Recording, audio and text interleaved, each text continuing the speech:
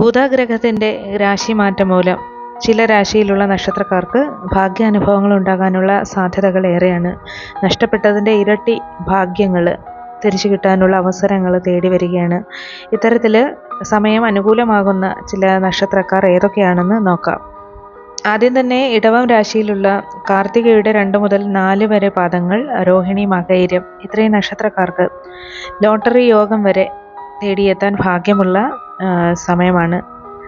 ബുധൻ ഭാഗ്യരാശിയിലൂടെ തന്നെയാണ് സഞ്ചരിച്ചു കൊണ്ടിരിക്കുന്നത്. സാമ്പത്തിക കാര്യങ്ങളിൽ രണ്ടാമതായിട്ടൊന്ന് ചിന്തിക്കേണ്ടി വരികയില്ല. കടബാധ്യതകൾ ഒഴിയാൻ പല വഴികൾ തന്നെ തെളിയും. വിദേശത്ത് പോകാനായിട്ട് ആഗ്രഹിച്ചവർക്ക് അത് നടക്കാനുള്ള സാഹചര്യങ്ങൾ ഒത്തുവരികയാണ്.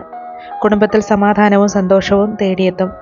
അടുത്തത് ചിങ്ങം രാശിയിൽപ്പെട്ട മകം, പൂരം, ഉത്രം, ആദ്യപാദം ഇത്രയും നക്ഷത്രക്കാർക്ക് വരുന്ന മണിക്കൂറുകൾക്കുള്ളിൽ തന്നെ അപ്രതീക്ഷിതമായിട്ടുള്ള നേട്ടങ്ങൾക്ക് സാധ്യതയുണ്ടാവുകയാണ്. ജീവിതത്തിൽ സന്തോഷവും സമാധാനവും നിലനിർത്തുന്നതിന് പല വഴികൾ തന്നെ തെളിയുകയായി. അടുത്തതായിട്ട് തുലാം രാശിയിൽപ്പെട്ട ചിത്തിരയുടെ 3, 4 പാദങ്ങൾ, ചോതി, വിശാഖത്തിൻ്റെ 1 മുതൽ 3 വരെ പാദങ്ങൾ ഇവർക്ക് ആഗ്രഹിച്ചതുപോലെ യാത്രകൾ ചെയ്യാനുള്ള അവസരങ്ങൾ ഒത്തുവരികയാണ്.